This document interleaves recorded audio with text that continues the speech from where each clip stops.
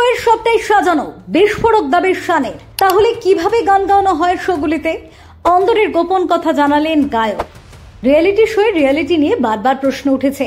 নাচ হোক বা গান কিংবা অন্য যে কোনো রিয়েলিটি শো আদতে রিয়েল কোনো কিছুই নয়।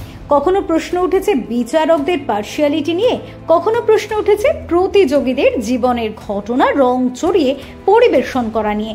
তবে এবার যে তথ্য প্রকাশ্যে এলো তা কার্যত মাথা ঘুরিয়ে দেবে, কারণ ফের একবার রিয়েলিটি শোয়ের সত্যতা প্রকাশ্যে আনলেন গায়ক শান।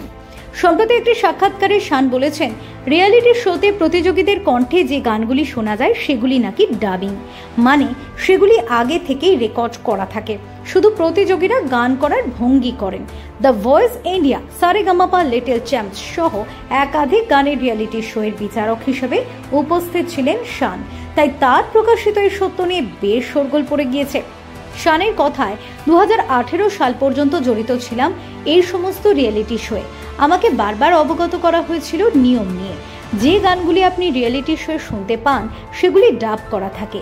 আপনি যখন একটি গান টিভির পর্দায় শোনেন তখন আপনার মনে হয় বাহ, অসাধারণ গান গাইছে, কিন্তু যখন এদের দিয়ে আপনি কোনো শো বা কোথাও গান গাওয়ানোর জন্য ডাকেন তখন আপনি বুঝতে পারবেন যে আপনার প্রত্যাশা বৃথা।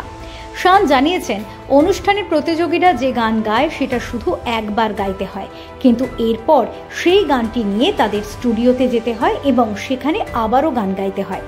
গানে যেটুকু ভুল থাকে সেটুকু সংশোধন করে দেওয়া হয়, আর সংশোধন করে দেওয়ার পর যে গানটি রেকর্ড করা হয় সেটাই টিভির পর্দায় শোনা যায়।